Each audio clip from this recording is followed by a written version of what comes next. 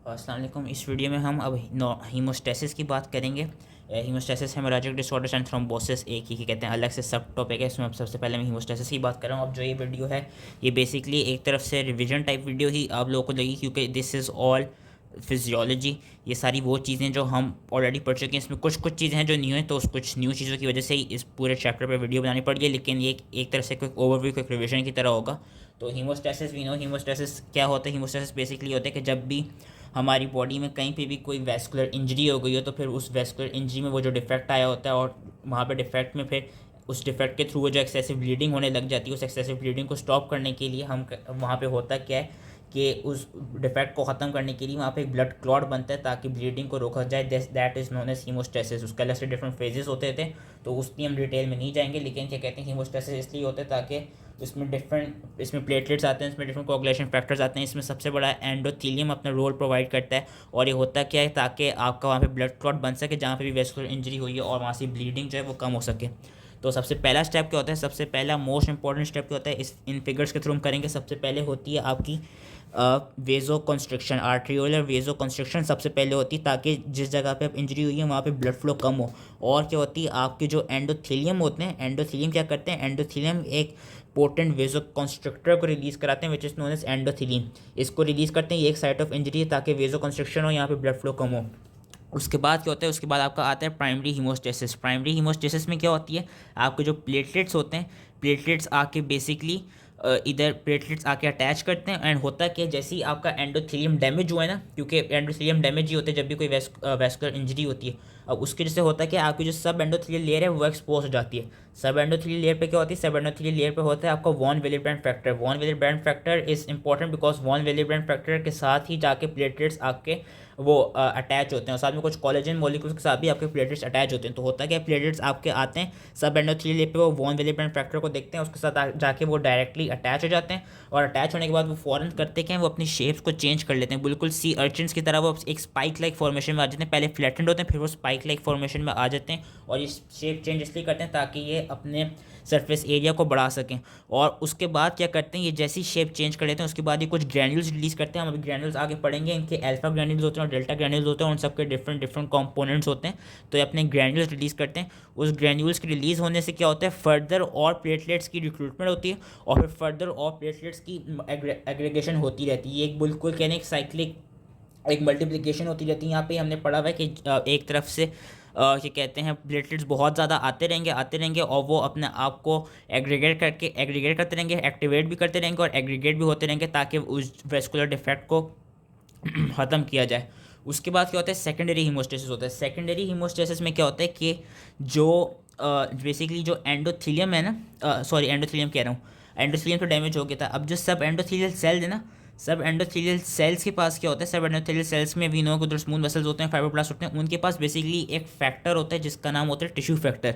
अब वो tissue factor expose हो चुका होता है। अब उस टिश्यू फैक्टर का काम क्या होता है, टिश्यू फैक्टर का काम बेसिकली होता है कि टिश्यू फैक्टर आपका फर्स्ट स्टेप होता है, कि ये tissue factor is your first step in initiating your extrinsic pathway of coagulation. हमने दो पाथवेज पढ़े थे, एक्सट्रेंसिक और इंट्रेंसिक। इनकी मैं डिटेल में ज़्यादा नहीं जाऊँगा, लेकिन हमें पता है कि जब भी वैस्कुलर इंजरी हुई, सब एंडोथेलियल सेल्स की में टिश्यू फैक्टर जो था वो अब एक्सपोज हो गया। अब वो जो एक्सट्रिंसिक पाथ है, ये जो एक्सट्रिंसिक पाथ है पूरा इसको एक्टिवेट कर रहा है। इसको एक्टिवेट होने से फाइनली बन क्या रहा है, थ्रोम्बिन बन रहा है। Most important anti coagulant factor thrombin बन रहा है। थ्रोम्बिन क्या कराता है, थ्रोम्बिन फाइब्रिनोजन को विनो फाइब्रिन क्लॉट्स में कन्वर्ट कर देता है। अब उसकी वजह से होता क्या है कि जो फाइब्रिन मैशवर्क है वो बनता रहता है, और फाइब्रिन क्या कहते हैं, जो फाइब्रिन है उनकी पॉलीमराइजेशन होती रहती है। पॉलीमराइजेशन होने की वजह से वो फर्दर जो प्लेटलेट्स हैं उनको एग्रीगेट करते रहते हैं। और साथ ही क्या होगा, उन्होंने यहाँ पे लिखा हुआ है जो प्लेटलेट्स हैं, प्लेटलेट्स पे बेसिकली हम अभी आगे पढ़ेंगे, उन पे जो नेगेटिव चार्ज फॉस्फोलिपिड्स जो होंगे वो ज़्यादा से ज़्यादा बनने लगेंगे, वो ज़्यादा से ज़्यादा एक्सप्रेस होने लगेंगे, वो ज़्यादा से ज़्यादा एक्टिवेट हो जाएंगे प्लेटलेट्स पर negatively charge phospholipids. Because we know कि जो भी कोगुलेशन का प्रोसेस है, जो बेसिकली जो क्लॉटिंग फैक्टर्स हैं, ये जितने भी क्लॉटिंग फैक्टर्स हैं ये सारे करते क्या हैं, ये जो नेगेटिवली चार्ज फॉस्फोलिपिड्स होते हैं उन्हीं पे जाके एक्सप्रेस होते हैं, उन्हीं पे जाके सैंपल होते हैं, और फिर वहीं पे जाके अपना सारा रिएक्शन कराते हैं, जिसके थ्रू वेदर एक्सट्रिंसिक और वेदर इंट्रिंसिक उसके थ्रू वो फिर फाइनली फिब्रिन क्लॉट्स बना रहे होते हैं। तो फिब्रिन क्लॉट्स का भी यही काम है कि वो फर्दर प्लेटलेट्स को एग्रीगेट करने, फर्दर प्लेटलेट्स को और क्या कहते हैं एक तरफ से साइड ऑफ इंजरी पे वही एग्रीगेट और एक्टिवेट करें। लास्टली क्या होता है, लास्टली अब हम नहीं चाहते कि बहुत ज़्यादा प्लेटलेट एग्रीगेशन हो जाए या बहुत ज़्यादा प्लेटलेट एक्टिवेशन हो जाए, क्योंकि उससे क्या होगा, उससे फिर आपका एक्सेसिव एग्रीगेशन की वजह से आपका फिर बन सकता है blood clot. We don't want blood clot to be form, क्योंकि और वो फिर we don't want blood clot to be form, क्योंकि वो फिर फर्दर थ्रोम्बोसिस की तरफ जा सकता है। अगर ज़्यादा क्लॉटिंग हो जाएगी तो थ्रोम्बोसिस भी हो सकता है। तो फिर करता क्या है, एंडोथीलियम। एंडोथीलियम की ये चीज़ याद रखनी है, जो मोस्ट इंपॉर्टेंट चीज़ है, कि एंडोथीलियम आपका सबसे बड़ा एंटी कोगुलेंट है। इसके बाद अभी हम अपनी जो वीडियो की एंड होगी उसमें मैं सारी चीज़ें बताऊंगा कि एंडोथीलियम क्यों सबसे बड़ा एंटी कोगुलेंट है, कौन सी उसके पास फैक्टर्स हैं, कौन सी प्रॉपर्टीज़ हैं जिसकी वजह से वो सबसे बड़ा एक तरफ से वो है एंटी कोगुलेंट है। लेकिन ये याद रखना है कि एंडोथीलियम आपका सबसे बड़ा एंटी कोगुलेंट है। तो ये जो एंटी कोगुलेंट उसकी वो प्रॉपर्टीज़ होती हैं, कराता है कि ये टिश्यू प्लाज्मिनोजन एक्टिवेटर को और थ्रोम्बोमोडेलिन को, इनको हम अभी एंड में पढ़ेंगे, इनको ये रिलीज़ कराता है ताकि जो क्लॉट है वो ज़्यादा ना बने, उसकी फिर आहिस्ता आहिस्ता रेजोल्यूशन हो जाए, रिजॉर्प्शन हो जाए, रिजॉर्प्शन होने के बाद वो रेजोल्यूट कर जाएगा और ख़त्म कर जाएगा। फिर आगे उन्होंने कुछ चीज़ें बताएंगी जो इसमें आती हैं हमारे हीमोस्टेसिस में। सबसे बड़े इंपॉर्टेंट जो रोल प्ले करते हैं प्लेटलेट्स भी होते हैं, help in forming the primary plug and they also provide surface that binds and concentrates activated coagulation factors. वो सरफेस क्या होती हैं कि वो उनके पास वो जो नेगेटिवली चार्ज फॉस्फोलिपिड्स होते हैं, मोस्ट प्रोबेबली जो फॉस्फोडाइडल सीरीन होते हैं, वहाँ पे जाकर आपके क्लॉटिंग फैक्टर्स और कोगुलेशन फैक्टर्स लगते हैं और असेंबल होते हैं।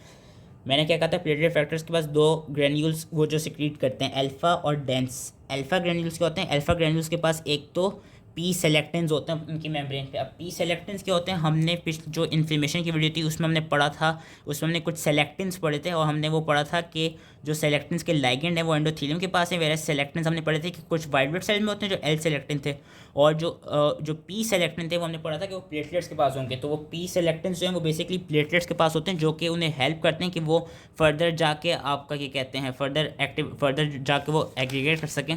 इसके साथ साथ जो अल्फा ग्रेन्यूल्स होते हैं ना, अल्फा ग्रेन्यूल्स के पास और क्या क्या होता है, उनके पास अलग से वॉन विलेबल फैक्टर होता है, उनके पास फिब्रिनोजन होता है, उनके पास कोगुलेशन फैक्टर्स अलग से होती हैं, और उनके पास क्या होती हैं, फाइब्रोनेक्टिन होती हैं, और सारी जो वूंड हीलिंग में जो प्रोटीन्स होती हैं ना, उनके पास वो अल्फा ग्रेन्यूल्स के अंदर वो प्रोटीन्स होती हैं। कौन कौन सी, प्लेटलेट ड्राइव ग्रोथ फैक्टर होता है, ट्रांसफॉर्मिंग ग्रोथ फैक्टर बीटा होता है, और प्लेटलेट फैक्टर 4 होता है। अब जो डेंस ग्रेन्यूल्स हैं, डेंस ग्रेन्यूल्स के पास क्या होती है, डेंस ग्रेन्यूल्स के पास ADP, ATP, calcium ion, serotonin और एपिनेफ्रिन होता है। अब जो यहाँ से लेके यहाँ तक जो पैराग्राफ लिखा है ना, ये थोड़ा बहुत ज़्यादा डिटेल्ड है, इसको इतना याद करने की ज़रूरत नहीं है। इसमें सिर्फ बस मैं एक ओवरव्यू देता हूँ, क्योंकि हमें एक ओवरव्यू ही पता होना चाहिए, हमको इतना इस चीज़ के बारे में ज़्यादा पता नहीं, मतलब ज़्यादा क्या कहते हैं डिटेल नहीं पता होनी चाहिए। ओवरव्यू क्या है, बेसिकली ओवरव्यू ये है कि प्लेटलेट्स इन्होंने बताया हुआ है कि एक तो उनकी एडिशन कैसे होती है, प्लेटलेट्स की एडिशन ऐसे होती है, मैंने कहा था प्लेटलेट्स सब एंडोथीलियम में वॉन विलेबल फैक्टर के साथ जाकर अटैच होते हैं। तो होता क्या कि प्लेटलेट्स के पास कुछ वो रिसेप्टर्स होते हैं जिनके थ्रू वो अटैच होते हैं। तो उनके पास ग्रुप 1B ग्लाइकोप्रोटीन क्या कहते हैं ग्लाइकोप्रोटीन 1B होती है, जिसके थ्रू वो बॉन्ड विलेबल फैक्टर के साथ जाकर अटैच करते हैं, और उनके पास ग्लाइकोप्रोटीन 1A/2A होती है, जिसके साथ वो कोलेजन के साथ जाके वो करते हैं अपना कहते हैं अटैच होते हैं। और प्लेटलेट्स रैपिडली मैंने कहा था कि शेप चेंज कर लेते हैं, और शेप चेंज करने के बाद हमें जो एक इंपॉर्टेंट चीज़ होती है जो कि थोड़ी याद रख लेनी है, वो ये है कि जो इनकी ग्लाइकोप्रोटीन 2B3A वाला कॉम्प्लेक्स है ना, ये बेसिकली करता क्या है, ये अपनी कॉन्फॉर्मेशन चेंज कर देता है। इसके कॉन्फॉर्मेशन के चेंज होने से होता क्या है कि इन ग्लाइकोप्रोटीन के पास अब और प्लेटलेट्स के पास एफिनिटी बढ़ जाती है ज़्यादा से ज़्यादा फाइब्रिनोजन को बाइंड करने की, और जब ज़्यादा से ज़्यादा फाइब्रिनोजन बाइंड होगा उससे क्या होगा कि फर्दर ज़्यादा से ज़्यादा प्लेटलेट्स आपके एग्रीगेट करेंगे। और साथ ही क्या होता है, मैंने बताया कि उसमें ट्रांसलोकेशन हो जाती है नेगेटिवली चार्ज फॉस्फोलिपिड्स की। उसकी वजह से होगा क्या, उसकी वजह से ये होगा कि जितने भी आपके वो हैं कोगुलेशन फैक्टर्स हैं वो सारे प्लेटलेट्स की सरफेस के ऊपर असेंबल कर जाएंगे। सेक्रीशन का उन्होंने बताया हुआ कि प्लेटलेट्स में जो प्लेटलेट्स हैं उनकी फर्दर एक्टिवेशन कौन कौन सी चीज़ों से ट्रिगर होती है, या कौन से और दो मॉलिक्यूल्स हैं एक तरफ से कहें जिनसे ट्रिगर होती है, थ्रोम्बिन जो कि सबसे इंपॉर्टेंट है, और एडीपी। ये दोनों जो हैं, ये दोनों सब्सटेंसेस प्लेटलेट्स की सबसे ज़्यादा एक्टिवेशन कराते हैं। और वो कैसे एक्टिवेशन कराते हैं, वो भी कुछ डिफरेंट जी प्रोटीन्स होती हैं उनके थ्रू एक्टिवेशन कराते हैं। जी प्रोटीन्स का नाम अगर नहीं याद होता तो इट्स नॉट इम्पॉर्टेंट बेसिकली, लेकिन ये है कि जो थ्रोम्बिन है, थ्रोम्बिन अपनी PAR1 प्रोटीज एक्टिवेटेड रिसेप्टर 1 इस जी प्रोटीन के थ्रू ज़्यादा से ज़्यादा प्लेटलेट्स को एक्टिवेट कराते हैं। वेरस एडीपी क्या कराते हैं, एडीपी दो जी प्रोटीन्स के ऊपर अटैच होते हैं, एक P2Y1 और एक P2Y12, इनके थ्रू प्लेटलेट्स को ही एक्टिवेट कराता है। और ज़्यादा ज़्यादा प्लेटलेट्स एक्टिवेट होते हैं तो करते हैं क्या है, वो प्लेटलेट्स थ्रोम्बोक्सिन A2 को प्रोड्यूस करते हैं। थ्रोम्बोक्सिन A2 का काम क्या है कि वो और ज़्यादा से ज़्यादा प्लेटलेट एग्रीगेशन कराता है। और जब ज़्यादा प्लेटलेट एग्रीगेशन होगी तो it will be advantages for us to क्या कहते हैं फिल द डिफेक्ट जो कि इंट्रावेस्कुलर इंजरी में हुआ था। अब इन्होंने यहाँ पे बेसिकली एक चीज़ ये दिखाई हुई है कि अगर तो इस ग्लाइकोप्रोटीन 2B3A की डेफिशिएंसी हो जाए तो उस डेफिशिएंसी को जो डिसऑर्डर होता है जिसके थ्रू फाइब्रिनोजन फिर आके जिसकी कॉन्फर्मेशन के थ्रू फाइब्रिनोजन आके बाइंड कर रहा था, अगर इस ग्लाइकोप्रोटीन की डेफिशिएंसी हो जाए तो उस डिसऑर्डर को हम कहते हैं ग्लैंड्समैन थ्रोम्बोस्थीनिया। फिर आगे कोगुलेशन कैस्केड उन्होंने पूरी दिखाई हुई है, एक्सट्रिंसिक पास है इंट्रिंसिक पास है कैसे होते हैं। इसमें से इंपॉर्टेंट बेसिकली ये है कि हमें ये याद रखना है कि कुछ टेस्ट होते हैं, एक होता है प्रोथ्रोम्बिन टाइम पीटी और एक होता है पार्शल थ्रोम्बोप्लास्टिन टाइम पीटीटी। जो पीटी है ये हम क्यों कराते हैं पेशेंट्स में, ये इसलिए कराते हैं ताकि हम चेक कर सकें कि उनकी जो एक्सट्रिंसिक पाथवे की जो कोगुलेशन फैक्टर्स हैं वो नॉर्मल हैं, वो सही से फंक्शन कर रहे हैं या नहीं कर रहे, जिसमें ये वाले फैक्टर्स आते हैं एक्सट्रिंसिक पाथवे के। वेरएज पीटीटी हम पेशेंट्स में इसलिए कराते हैं चेक करने के लिए कि उनके अंदर जो इंट्रिंसिक पाथवे के वो हैं फैक्टर्स हैं, एंटीकोगुलेंट जो फैक्टर्स हैं वो सही से काम कर रहे हैं या नहीं कर रहे। ये पता होना चाहिए कि अगर तो फैक्टर 5, 7, 9, 10 या 11 की डेफिशिएंसी हो जाए तो उस केस में होगा क्या पेशेंट को मॉडरेट से सेवियर ब्लीडिंग डिसऑर्डर होंगे। लेकिन ये याद रखना है कि जो प्रोथ्रोम्बिन की डेफिशिएंसी होती है it is most probably incompatible with life, क्योंकि अगर प्रोथ्रोम्बिन होगा ही नहीं तो फिर थ्रोम्बिन ही बनेगा, और जब थ्रोम्बिन ही बनेगा तो वो हमने अभी पीछे ही पढ़ा था कि it was the most potent activator of platelets. जब वो ही नहीं बनेगा प्लेटलेट्स एक्टिवेट नहीं हो पाएंगे, और जब प्लेटलेट्स एक्टिवेट नहीं हो पाएंगे तो वो फर्दर एग्रीगेट नहीं हो पाएंगे, उसकी वजह से बंदे को इंटरनल ब्लीडिंग ज़्यादा से ज़्यादा होती रहेगी। थ्रोम्बिन के कुछ इंपॉर्टेंट फंक्शन क्या है, एक तो यही है कि ये फाइब्रिनोजन को फाइब्रिन थ्रेड्स में कन्वर्ट करता है, और साथ साथ में क्या करा रहा होता है ये जो इंट्रिंसिक पाथवे है, इंट्रिंसिक पाथवे में ये फर्दर फैक्टर 11, फैक्टर 9 और फैक्टर 11, फैक्टर 8 सॉरी और फैक्टर 5 को एक्टिवेट कर रहा होता है, जो कि फर्दर उसकी प्रोडक्शन में हेल्प करते हैं ताकि ज़्यादा और उसकी वजह से ज़्यादा फाइब्रिन क्लॉट्स बनते हैं। इसके अलावा ये क्या कराते हैं, ये हमने अभी पढ़ा कि ये प्लेटलेट्स की एक्टिवेशन कराते हैं बाय क्या कहते हैं acting on this ji protein. उसके अलावा क्या कराते हैं, इसके कुछ प्रो इन्फ्लेमेटरी इफेक्ट्स भी हैं कि जो ये वाली ग्लाइकोप्रोटीन जो वाली जो जी प्रोटीन थी जो पार हमें जिनके थ्रू प्लेटलेट्स एक्टिवेट होते जो पार्स हैं, they are also expressed on inflammatory cells, endothelium and other cell types, and activation of these receptor by thrombin is believe to mediate pro inflammatory effects that contribute to tissue repair and angiogenesis. उसके अलावा thrombin के हम अभी क्या कहते हैं आगे पढ़ेंगे कि इसके कुछ एंटी कोगुलेंट इफेक्ट भी कि it changes from pro coagulant to anti coagulant, ये हम आगे पढ़ेंगे कि ये कैसे किस मैकेनिज्म के थ्रू इस तरह करता है। अब कौन से ऐसे फैक्टर्स हैं जो कि कोगुलेशन को लिमिट करते हैं, एक तो है सिंपल डाइल्यूशन। सिंपल डाइल्यूशन क्या है कि हमें पता है कि अब लेट सपोज वेसल में कहीं पे भी यहाँ पे भी इंजरी हो गई है, अब होगा कि यहाँ पे clotting factors no doubt platelets वगैरह सब आ गए, लेकिन आपका ब्लड भी तो फ्लो कर रहे हैं ना, और ब्लड के फ्लो होने की वजह से होगा कि जो क्लॉटिंग फैक्टर्स यहाँ पे आएँ देयर इज़ अ चांस कि they might be washed up और वो यहाँ से चले जाएँ, जिसकी वजह से कोगुलेशन लिमिट हो जाएगी। दूसरा फैक्टर क्या है, दूसरा फैक्टर ये है कि जो वो है नेगेटिवली चार्ज फॉस्फोलिपिड्स हैं वो सही से क्या कहते हैं ना बन पाएँ, क्योंकि जो नेगेटिवली चार्ज फॉस्फोलिपिड्स होते हैं they are mainly provided by platelets, क्योंकि वहीं पे उनकी क्लॉटिंग फैक्टर्स की असेंबली होती थी, and they have been activated by contact with subendothelial matrix at sites of vascular injury. अगर सेकंड फैक्टर बेसिकली उन्होंने ये बताया है कि अगर नेगेटिवली चार्ज फॉस्फोलिपिड्स नहीं होंगे तो भी कोगुलेशन सही से नहीं होगी। लेकिन जो लास्ट फैक्टर है जो कि मोस्ट इंपॉर्टेंट फैक्टर है वो है इंटैक्ट एंडोथेलियम। मैंने पहले ही कहा था कि हमने याद रखना है कि एंडोथेलियम इस सबसे बड़ा एंटी कोगुलेंट। इंटैक्ट एंडोथेलियम जो है वो सबसे बड़ा फैक्टर है जो कि कोगुलेशन को लिमिट कराता है। और वो कैसे कोगुलेशन को लिमिट कराता है, वो कोगुलेशन को ऐसे लिमिट कराता है कि एक तो वो टिश्यू प्लाज्मिनोजन एक्टिवेटर को वो रिलीज़ कराता है। अब टिश्यू प्लाज्मिनोजन एक्टिवेटर क्या है, टिश्यू प्लाज्मिनोजन एक्टिवेटर बेसिकली यहीं पे सिंथेसाइज होता है और ये रिलीज़ होकर करता है कि ये प्लाज्मिन को जनरेट करता है। प्लाज्मिन क्या कराता है, जो प्लाज्मिन है प्लाज्मिन का काम ये है कि प्लाज्मिन जो फाइब्रिन थ्रेड्स हैं इनकी ब्रेक डाउन कराता है। इनकी जब ब्रेक डाउन हो जाती है तो उसकी वजह से एंटी कोगुलेंट इफेक्ट हमें मिलता है कि ये एक मिनट आई थिंक मैं इन सबको अच्छा नहीं ठीक है सॉरी। जो प्लाज्मिन का काम क्या है कि फाइब्रिन थ्रेड्स को ब्रेकअप करते हैं, जिसकी वजह से क्या होता है कि वो जो अब जो क्लॉटिंग हो रही थी वो क्लॉटिंग ख़त्म हो जाती है।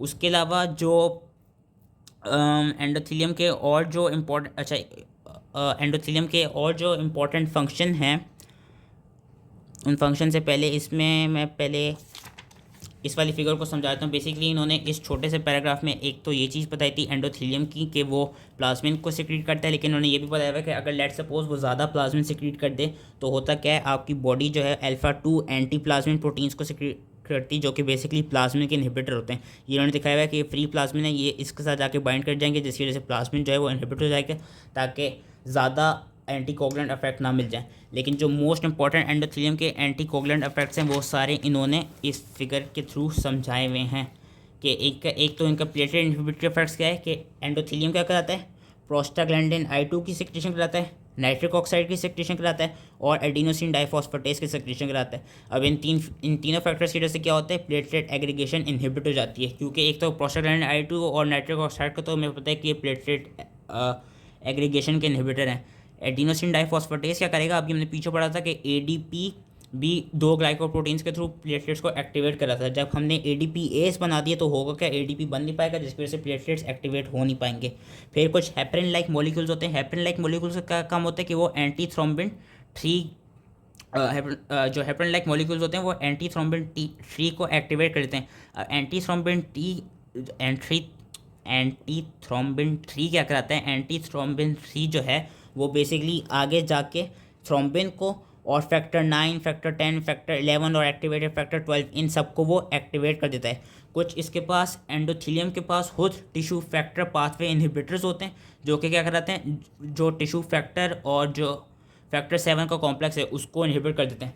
और प्लस हमने पढ़ा था कि जो वॉन वेलिब्रेंट फैक्टर है वो सब एंडोथेलियम लेयर में होता है। तो एंडोथेलियम क्या, सिंस एंडोथेलियम सब एंडोथेलियम के ऊपर है तो उसकी वजह से भी एक एंटी कोगुलेंट इफेक्ट ही है कि बेसिकली जो प्लेटलेट्स अगर नॉर्मली फ्लो भी हो रहे होंगे तो वो वॉन वेलिब्रेंट फैक्टर के साथ जाकर अटैच कर नहीं पाएंगे, क्योंकि एंडोथेलियम उन्हें प्रिवेंट कर रहा होगा। लास्टली क्या है कि ये बेसिकली थ्रोम्बोमोडुलिन को वो करते हैं, थ्रोम्बोमोडुलिन को सिक्रीट कराते हैं।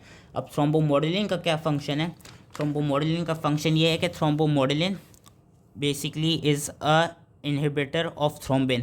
और वो थ्रोम्बिन का इनहिबिटर कैसे, वो इस पैराग्राफ के थ्रू हम पढ़ लेते हैं कि जो एंटी कोगुलेंट फैक्टर्स हैं कि वो थ्रोम्बोमोडुलिन और एंडोथेलियम प्रोटीन ही ऐसे डिफरेंट फैक्टर्स थे कि हाँ, thrombin loses its ability to activate coagulation and platelet thrombomoldin binds thrombin and proteins receptorly in a complex on a neutrophil cell surface.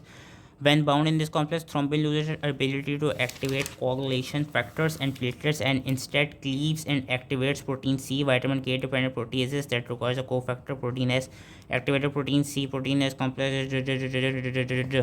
Basically उन्हें ये पता है कि थ्रोम्बोमोडुलिन का काम क्या है कि वो थ्रोम्बिन के साथ जाके बाइंड कर जाता है। अब उसकी वजह से होता क्या है कि ये जो कॉम्प्लेक्स बनता है, थ्रोम्बिन क्या करता है, प्रोटीन सी को with requirement of protein S, protein C को इनएक्टिव से एक्टिव कर देता है। और एक्टिव प्रोटीन सी क्या करती है, एक्टिव प्रोटीन सी आगे जाके जो फैक्टर 5 हैं और जो फैक्टर 8 हैं इनको इनएक्टिवेट कर देती है। और साथ ही ये जो मैं पिछली जगह पे बताने की कोशिश कर रहा था कि इसका काम क्या है कि ये टिश्यू प्लाज्मिनोजन एक्टिवेटर को एक्टिवेट करता है। और टिश्यू प्लाज्मिनोजन एक्टिवेटर का काम क्या है कि इट एक्टिवेट्स फाइब्रिनोलाइसिस। वो कैसे एक्टिवेट करता है, बाय एक्टिवेटिंग प्लाज्मिन, और प्लाज्मिन का काम यही है कि वो फाइब्रिन थ्रेड्स को ब्रेक डाउन करा देता है। तो that was all about haemostasis. I hope ये समझ में आ गया हो। सॉरी माइंड में थोड़ा अटक सा आता, लेकिन दैट वाज इट। एंड ये मोस्टली हमारी फिजियो ही थी, इसमें बस कुछ चीज़ें थी जो हमने थोड़ी न्यू पढ़ी, लेकिन ज़्यादातर हमारा ही रिविजन ही था। So thank you.